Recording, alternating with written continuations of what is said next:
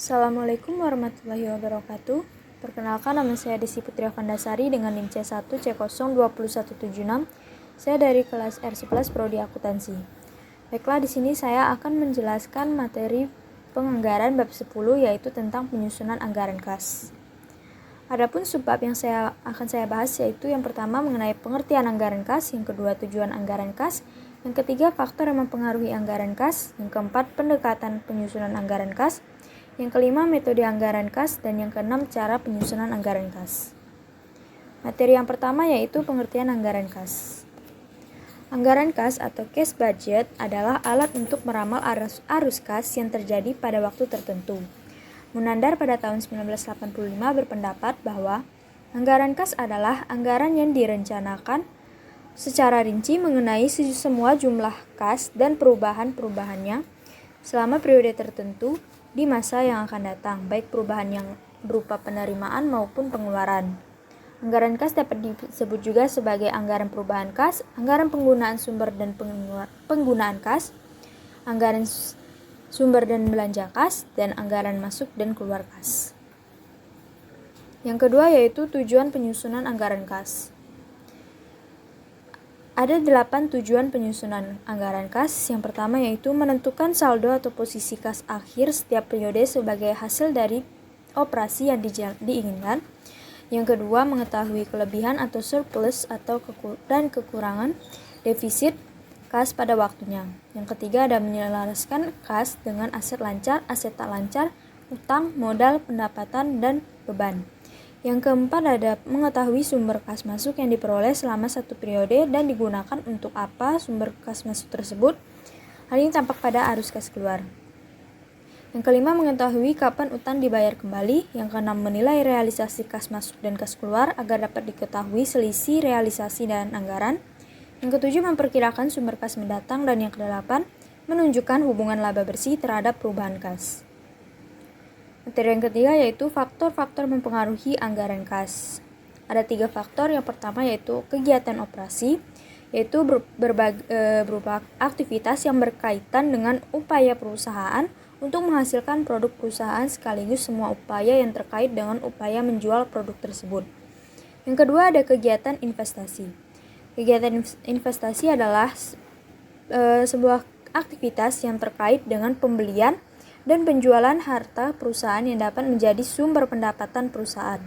Dan yang ketiga, ada kegiatan keuangan atau pendanaan, yaitu semua aktivitas yang berkaitan dengan upaya untuk mendukung operasi perusahaan dengan menyediakan kebutuhan dana dari berbagai sumbernya beserta konsekuensinya.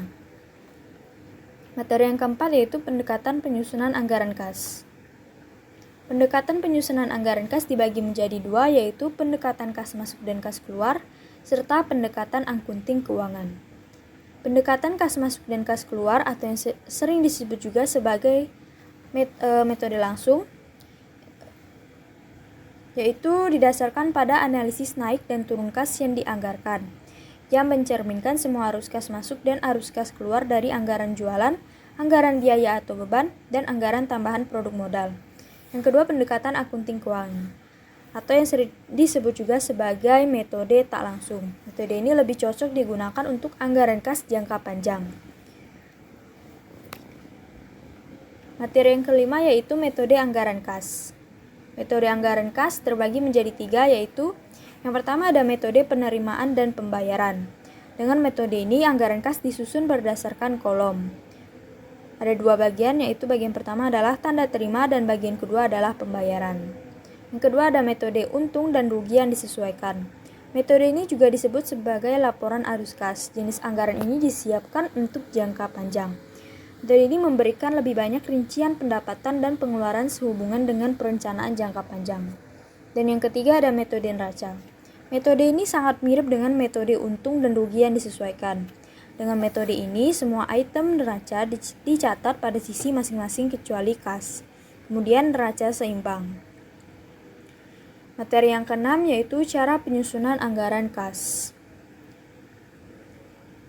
Dalam proses penyusunan ini tentu diperlukan beberapa tahap sehingga anggaran tersebut dapat tersusun dengan baik. Berarti bahwa anggaran kas dapat tersusun sesuai dengan apa yang diharapkan oleh perusahaan. Karena itu, tahap-tahap tersebut harus diketahui terlebih dahulu. Adapun tahap-tahapnya yaitu yang pertama menentukan arus kas masuk dan ke perusahaan dalam sebulan. Jenis analisis arus kas ini disebut sebagai persiapan dan analisis penganggaran kas. Analisis ini adalah bagian dari perkiraan keuangan jangka pendek perusahaan. Yang kedua, menentukan arus kas keluar dari perusahaan dalam sebulan. Setiap perusahaan pasti akan memiliki pengeluaran setiap bulannya, seperti bisnis perlu membeli alat tulis atau perlengkapan kantor, membayar perawatan mobil dan bahan bakarnya, dan membayar karyawan. Pengeluaran bulanan lainnya yaitu termasuk biaya iklan dan juga pajak. Yang ketiga yaitu arus kas masuk harus lebih besar dari arus kas keluar. Setiap pebisnis tentu menginginkan aliran uang yang masuk ke perusahaan lebih besar dari jumlah uang yang mengalir keluar dari perusahaan. Dan yang keempat ada saldo akhir untuk bulan pertama menjadi saldo akhir untuk bulan kedua. Salah satu aturan penting dan mendasar dalam anggaran kas adalah memasukkan saldo akhir untuk bulan pertama menjadi saldo awal untuk bulan kedua. Setiap bulan sang pemilik perusahaan mungkin harus menambahkan lebih banyak item ke analisis saat bisnis sedang tumbuh. Yang kelima ada jika arus kas berubah negatif, sang pemilik usaha harus meminjam uang. Dalam bisnis, piutang atau uang pinjaman bukanlah konsep baru. Jika arus kas berubah negatif atau bisnis menghadapi defisit, tidak ada salahnya jika harus meminjam uang untuk menutupi kekurangan kas untuk bulan tersebut. Dan yang terakhir ada konsisten dengan anggaran kas selama periode yang direncanakan. Terus lakukan anggaran kas setiap bulan. Usahakan agar pinjaman seminimal mungkin dan arus kas masuk lebih besar dari arus kas keluar.